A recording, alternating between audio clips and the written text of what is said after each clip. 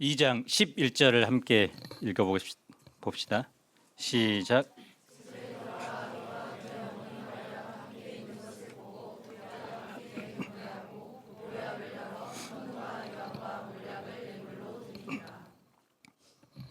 나라가 어수선하죠. 기분 좋게 한 해를 마무리하고 새해를 시작하면 좋겠는데, 그럼에도 불구하고 우리에게 근본적인 기쁨이 있는 것은 누구 때문입니까? 예수님 때문이죠. 우리 다시 한번 기쁘게 성탄 인사해 봅시다. 메리 크리스마스.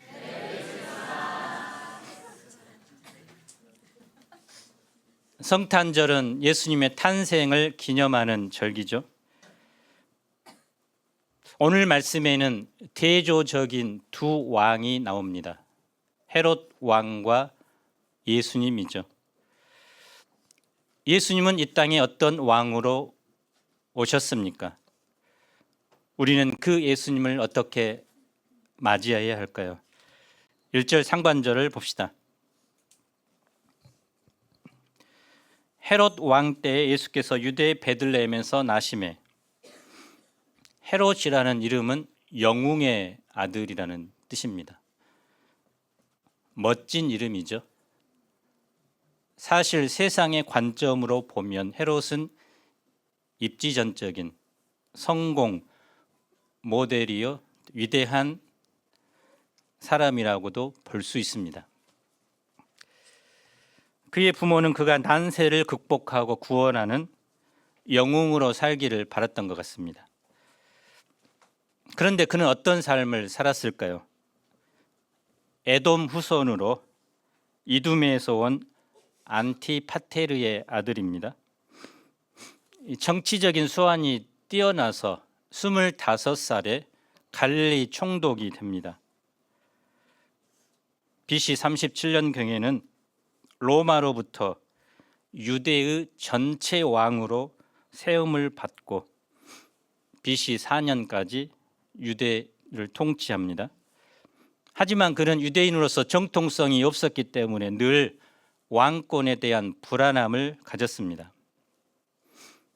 10명의 아내를 두었는데 유대인의 환심을 사기 위해서 대제사장의 딸인 마리암네와 결혼을 하고 또 히브리 문화의 금자탑이라고 할 수 있는 예루살렘 성전을 건축합니다.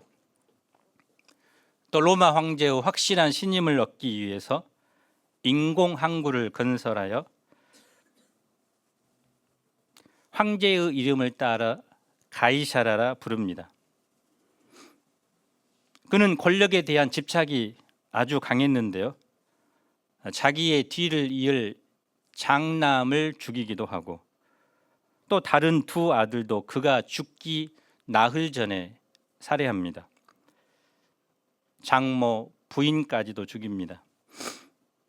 나중에는 베들레헴과 그 지경 안에 있는 2살 아래의 모든 남자 아기들을 학살하기도 합니다.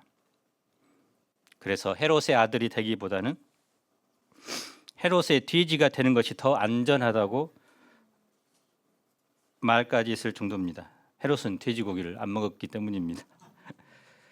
성경학자 바클레이에 의하면 그는 자기 죽음이 가까이 왔을 때 이런 명령을 내립니다. 예루살렘의 모든 귀족을 잡아다가 경기장에 투옥하고 그리고 내가 죽으면 함께 처형하라. 자신이 죽을 때 아무도 슬퍼할 사람이 없는 것을 알고 그들도 함께 죽이면 그들의 가족들이 눈물을 흘리게 되면 헤롯의 장례식과 그들의 장례식이 함께하면 그렇게 생각했기 때문이죠. 비록 그가 죽은 다음 이 명령이 실행되지는 않았지만 이런 왕의 다스림을 받는 백성들은 어찌 했을까요? 무엇보다 지난 400년 동안 하나님의 말씀을 전하는 선지자도 나타나지 않았습니다. 하나님께서 자기 백성의 고통과 아픔을 외면하는 것 같았습니다. 이처럼 가장 어둡고 절망적인 시대에 예수님은 베들레헴에서 탄생하셨습니다. 이때 누가 등장합니까? 1절 하반절을 봅시다. 시작. 동방이 어디죠? 네, 동아리방인가요? 한국인가요? 되게 옛 바벨론 제국이 있었던 페르시아 지역으로 보죠. 박사는 마고스로 다니엘서 2장에서 느부갓네살이 자신의 꿈을 해석하도록 부른 사람 중 바벨론의 술객이라는 단어를 쓰는데 그와 같은 단어입니다. 영어 성경에는 와이즈맨 또는 메자이로 번역합니다.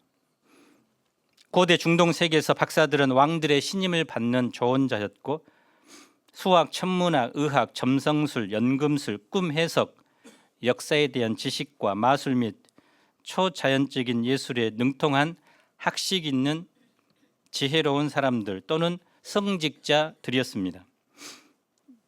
유명한 역사가 헤로도토스는 동방 박사들을 페르시아의 제사장 귀족 계급이요 별의 움직임을 관찰하여 미래와 시대의 징조를 찾는 당대의 석학들이라고 말했습니다.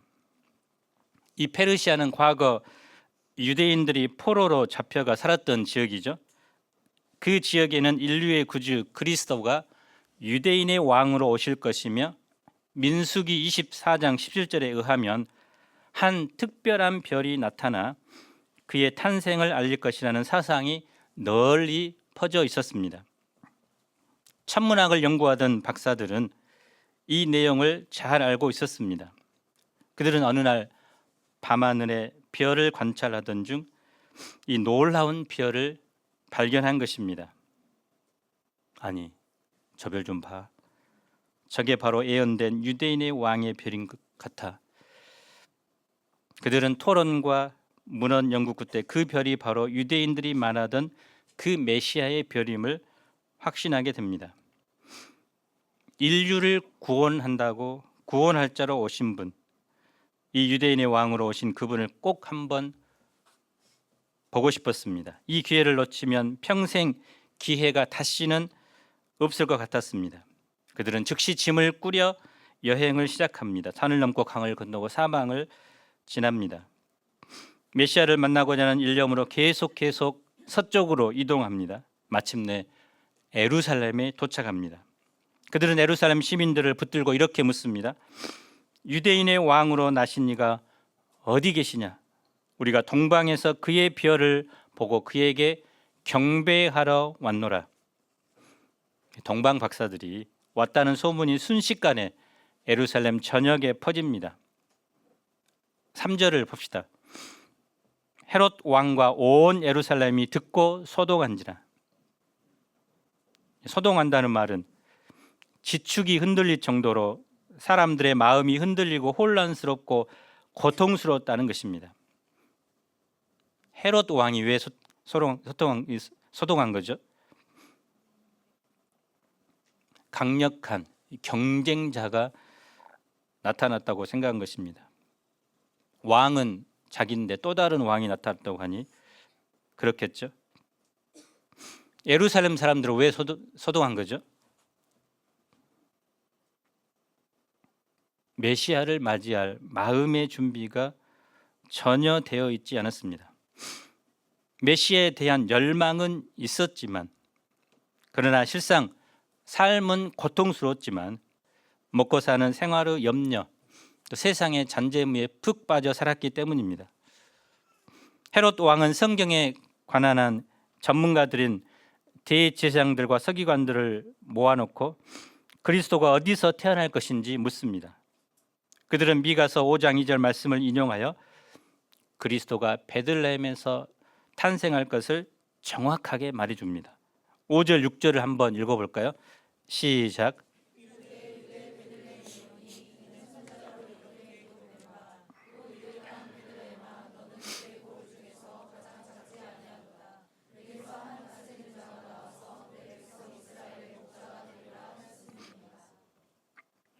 미가는 BC 7세기에 활동하던 선지자였습니다. 그런데 그때 약 700년 후에 베들레헴에서 그의 근본이 영혼인 분이 태어날 것을 미리 예언한 것입니다. 그가 예언한 그리스도는 어떤 분입니까? 본문에는 한 다스리는 자, 그리고 이스라엘의 목자입니다.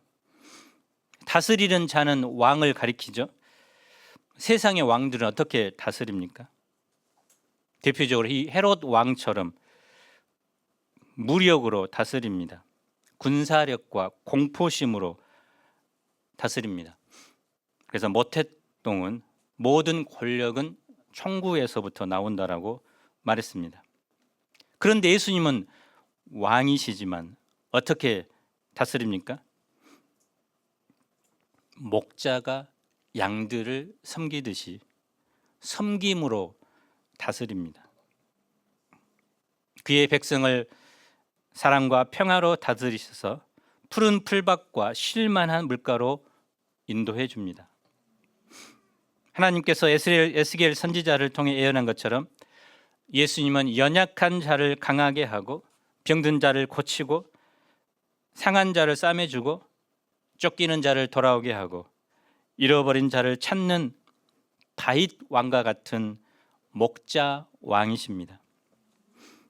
역사 이래로 사람들은 자신들을 다스리는 통치자 때문에 오히려 많은 고통을 당했습니다. 오늘날도 마찬가지죠. 큰 기대 속에 자신들의 손으로 직접 지도자를 뽑지만 오히려 그들 때문에 엄청난 스트레스를 받습니다. 국민을 섬기는 대신 자신의 권력을 유지하기 위한 도구로 이용하는 지도자들이 대부분입니다.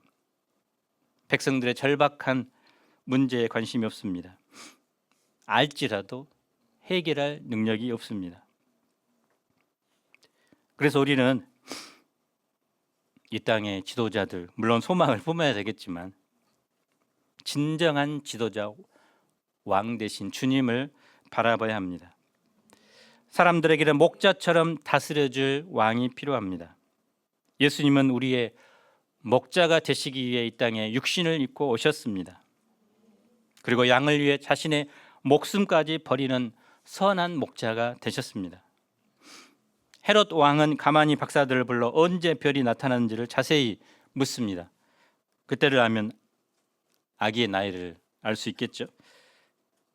그들을 베들레헴으로 보내며 아기에 대해 자세히 알아보고 찾거든 알려달라고 합니다. 자기도 아기에게 경배할 테니까. 그러나 진짜 의도는 박사들을 속이고 아기를 죽이기 위해서입니다. 박사들이 이제 베들레헴으로 갈 때 무슨 일이 일어납니까? 우리 9절을 함께 읽어봅시다. 시작.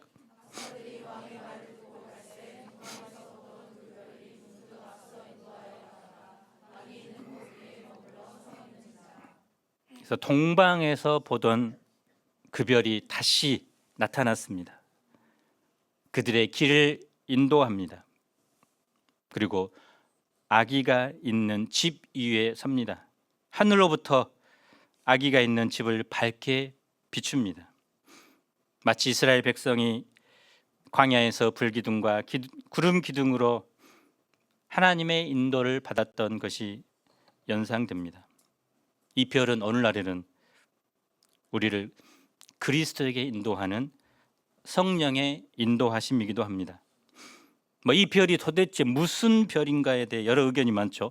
어떤 사람은 북극성이다, 아니면 혜성이다, 아니면 운석이 떨어지는 별똥이다. 그러나 이 별은 하나님이 특별히 박사들을 아기 예수님께 인도하기 위해 보내주신 특별한 별입니다. 이 별을 본 그들의 마음이 어떠합니까? 10절을 한번 읽어봅시다. 시작.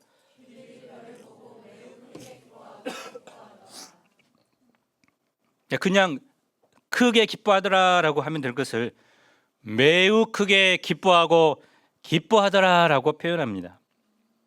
사실 별을 보고 기뻐한 것이 아니라 그 별의 주인공을 만나게 될 것 때문에 기뻐한 것입니다. 영어 성경에는 오버조이드라고 기쁨이 흘러 넘쳤다고 말합니다.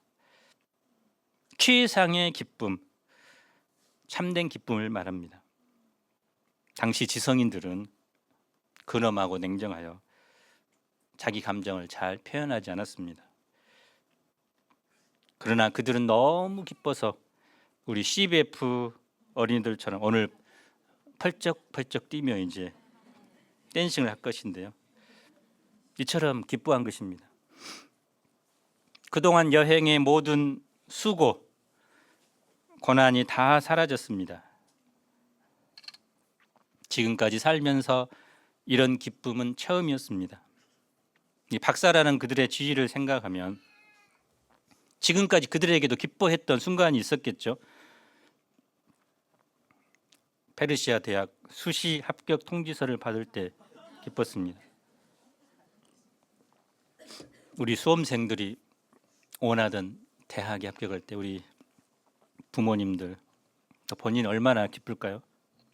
어떤 분은 합격 통지서를 받고 그날 저녁 파티를 열었다고 합니다.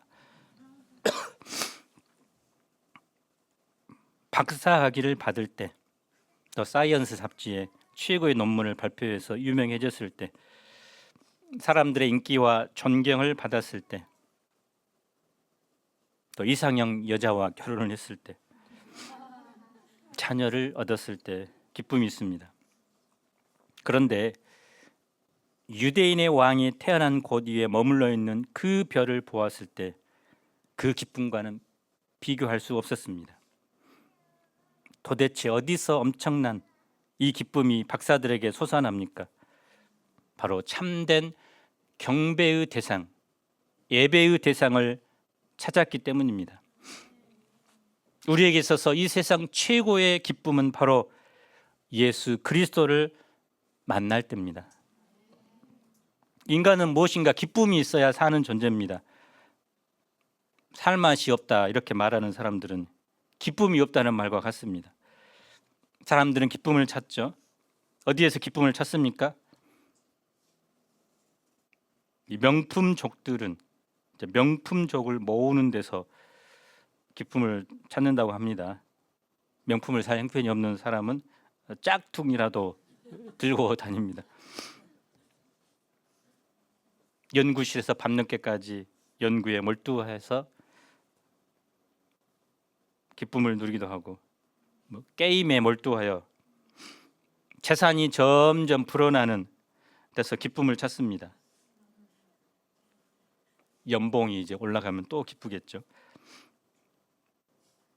기쁨과 재미는 다릅니다. 재미는 순간적입니다. 그러나 기쁨은 눈에 보이지 않지만 영원합니다. 참된 기쁨은 참 경배의 대상 예수님을 만날 때 주님께서 우리에게 부어 주십니다. 요한복음 4장에 보면 사마리아 여자가 나옵니다. 고독한 여자, 소외된 여자입니다. 5 남편과 결혼한 여자입니다. 함께 사는 남자도 참 남편이 아닙니다. 어느 남자도 진정한 만족을 주지 못했습니다. 지친 몸을 이끌고 우물로 갑니다. 그리고 예수님을 만납니다. 예수님과 대화하면서 이분이 바로 내가 그토록 갈망했던 메시아구나. 그는 얼마나 기뻤던지 물동이를 집어 던지고 동네로 가서 이렇게 외칩니다. 여러분, 내가 메시아를 만났습니다. 이처럼 인간은 경배의 대상을 만나야만 기쁩니다. 성탄절은 예수님께서 세상에 오신 날을 기념하는 날이죠. 물론 예수님이 12월 25일에 정확하게 태어나지는 않았습니다. 성탄절은 예수님이 탄생하는 날은 아니지만 탄생을 축구하는 기념일입니다. 그 기념일은 1년 중 해가 가장 짧은 동지에서 시작되었습니다. 동지가 지나면 해가 점점 어떻게 됩니까? 길어지죠. 어둠이 가장 짙어지면 그 다음 날부터 가장 환한 빛이 떠오릅니다. 이처럼 구원자는 인류의 진한 어둠을 뚫고 환한 생명을 주기 위해 이 땅에 오셨습니다. 그래서 12월 25일 새로운 해가 떠오르는 그날을 로마 시대 때인 379년부터 기념일로 지켜왔습니다. 그러면 이 동방석사들은 어떻게 합니까? 우리 11절을 함께 읽어봅시다. 시작.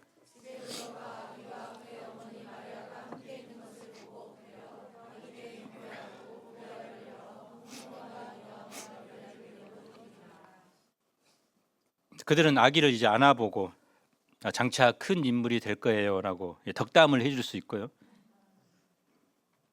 마리아에게 인물을 전달해주고 아기를 위해 이제 축복 기도를 하고 나올 수도 있습니다. 그런데 그들은 무엇을 합니까? 마리아에게 경배합니까? 아기에게 경배하죠. 경배할 정도가 아니라 엎드려서 절을 합니다. 나이 지긋하고 또 사람들이 부러워하는 부와 권세와 지식을 가진 박사들이 아기 예수님께 엎드려서 절합니다. 이 장면은 예배가 무엇인가를 보여줍니다. 화려하고 웅장한 건물에서 드리는 예배가 멋진 예배가 아니라 그리스도가 함께 하신 그곳에서 그분에게 온 마음과 정성을 다해 드리는 것이 참된 예배입니다. 참된 경배는 무엇일까요? 첫째, 자신을 낮추는 것입니다. 경배는 헬라어로 프로스키네오인데요. 무릎을 꿇고 상대방에게 경의를 표하는 것입니다. 영어로는 worship이죠. 어떤 대상을 가치 있게 여기는다는 뜻에서 파생되었습니다. 경배는 한마디로 자기를 한없이 낮추는 것입니다. 아담의 범죄 후 인간에게는 자기가 하나님이 되고자 하는 죄악된 본성이 생겼습니다. 그래서 무사람들이 자기에게 엎드려 절하기를 바라죠. 또 본능적으로 자기를 낮추는 것을 정말 싫어합니다. 그런데 이렇게 교만하던 인간이 어느 날 참되고 거룩하신 그리고 영원하신 하나님을 만나게 됩니다. 그리고 그분 앞에서 자신은 아무것도 아닌 존재임을 깨닫게 됩니다. 그동안 멋모르고 무지와 교만 가운데 자신을 높였던 것이 부끄럽게 여겨지고 하나님 옆에 자신을 한없이 낮춥니다. 목과 허리가 부들부들해져서 이마가 땅 바닥에 닿을 때까지 자신을 낮추게 됩니다. 그래서 참된 경배는 바로 왕 대신 주님 앞에 자기를 낮추고 낮출 때까지 낮아지는 것이 경배입니다. 둘째는 이 경배의 대상에 대한 철저한 복종과 헌신 그리고 사랑을 말합니다. 마치 신하가 왕 앞에서 부복하여 엎드릴 때 그것이 왕에 대한 복종과 충성을 의미하듯 경배는 경배하는 대상에 대한 철저한 복종, 최고의 사랑, 온전한 헌신을 의미합니다. 그래서 주님께 나의 모든 것을 내려놓고 그분께 항복하는 것입니다. 경배는 당신의 뜻과 명령에 100% 순종하겠습니다라는 의미입니다. 그렇다면 우리가 정말 예수님을 경배하는 삶을 살고 있다면, 주님의 말씀이라면 내 뜻을 버리고 온전히 주님께 의탁할 때, 순종할 때 그런 사람만이 진정한 경배를 하고 있는 것입니다. 또한 경배는 최고의 사랑의 표현입니다. 우리가 어떤 대상에 대한 사랑이 깊어질 때 우리는 그 대상을 경배합니다. 생각과 마음에서 항상 떠나지 않고 눈앞에서 어른거리죠. 혹시 우리 눈앞에서 항상 어른거리는 무엇입니까? 그 어른거리는 것을 우리는 경배하고 있을 가능성이 매우 큽니다. 혹시 돈이 막 어른거리? 혹시 이성이 지금 왔다 갔다 한가요? 우리 주님께서 말씀과 십자가의 보혈의 은혜 그리고 이 부활의 복음이 내 생각, 내 마음에 항상 가득하다면 우리는 지금 그분을 경배하고 있는 증거입니다. 박사들은 아기 예수님께 경배한 후에 보배합을 열어 3가지 예물을 드립니다. 경배는 이런 실제적인 헌신으로 드러나야 합니다. 오늘 예배 후에 이제 헌물을 드리는데요. 그래서 아프리카 또 국내 또 선교사님들 또 필요한 분들에게 실제적인 도움이 되도록 우리도 하나님 앞에 준비하여 헌물을 드립시다. 첫째는 황금입니다. 왕에게 바치는 선물이죠. 비록 지금 왕궁에서 헤롯이 왕 노릇하고 있지만 황금은 헤롯 왕이 아니라 예수님이 왕이심을 고백하고 그분께 드린 것입니다. 둘째, 유향을 드리죠. 원래 제사장에게 주는 선물입니다. 제사장이란 히브리 단어의 본래 의미는 다리를 놓는 사람입니다. 제사장이 하나님과 인간 사이에 다리를 놓는 사람인데요. 바로 예수님께서 이 땅에 오셔서 하실 일이 바로 이 일입니다. 그래서 예수님은 우리의 대제사장이 되셔서 하나님께 나아가는 다리를 만들어 주셨습니다. 셋째로 몰약을 드립니다. 몰약은 무엇을 하는데 쓰이죠? 시체를 바르는데. 근데 막 태어난 예수님에게 몰약을 드리면 좀 이해가 되지 않죠? 이것은 예수님께서 이 땅에 오신 목적 때문입니다.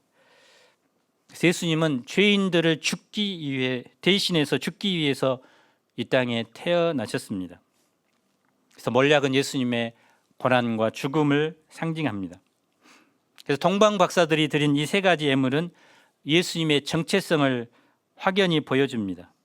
왕으로 오신 예수, 제사장으로 오신 예수, 구원자로 오신 예수님을 나타냅니다. 특히 이방 박사들이 예수님께 이런 예물을 드린 것은 구약 예언의 성취라고도 볼 수 있습니다. 이사야서 60장 5, 6절을 한번 읽어보겠습니다. 시작.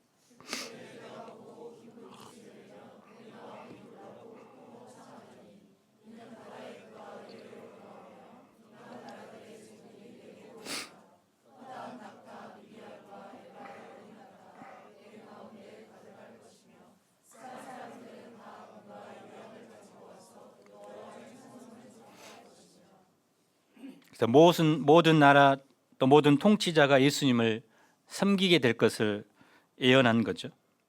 그래서 예수님께서 모든 민족, 신분, 계층의 그리스도로 이 땅에 태어나셨다는 것입니다. 12절을 봅시다. 이 박사들의 여정은 유대인의 왕으로 태어난 아기를 경배하러 왔다가 경배하고 돌아간 것입니다.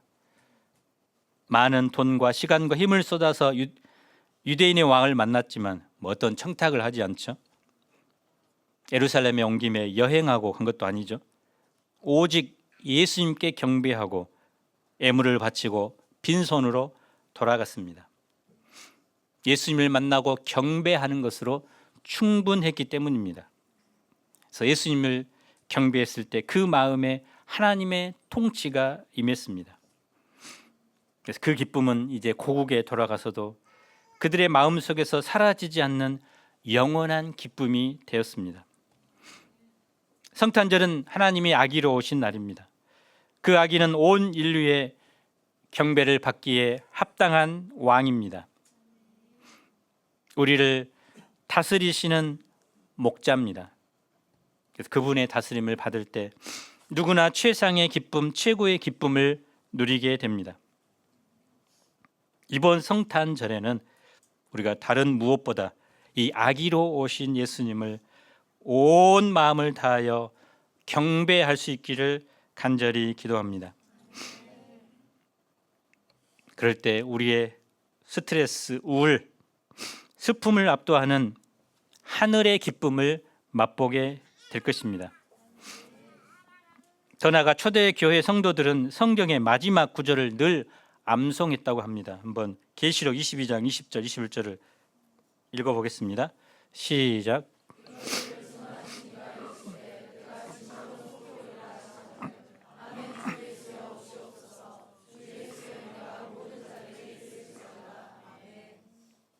예수님은 이미 오셨고 또 33년의 생애를 사셨고 또 하늘로 승천하셨습니다. 이제 우리는 성탄의 의미를 이제 예수님의 다시 오심, 재림의 소망을 둬야 합니다.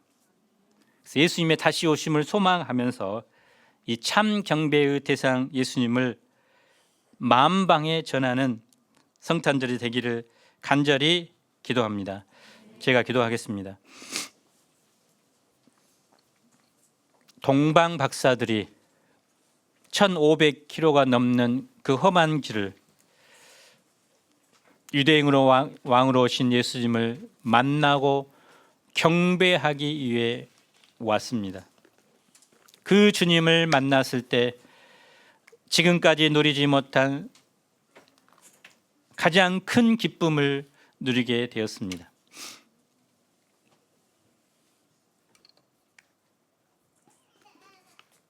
어지러운 시국, 또 기쁨이 없는 이 시대, 우리에게 마르지 않는 영원한 기쁨의 근원이 바로 예수 그리스도이심을 믿습니다. 주님을 통해서 우리에게 영원의 기쁨을 허락하여 주시고 동방 박사들처럼 우리의 보배 앞을 열어서 주님께 경배하는 성탄절이 되도록 축복해 주시기를 기도합니다. 이 성탄의 기쁜 소식이 슬픔과 고통 가운데 있는 이 나라 이 백성 세계의 영혼들에게 차고 흘러 넘치게 도와주시고 이 주님께만 우리의 소망을 두며 살아가도록 축복해 주시기를 간절히 기도합니다. 예수님 이름으로 기도합니다. 아멘.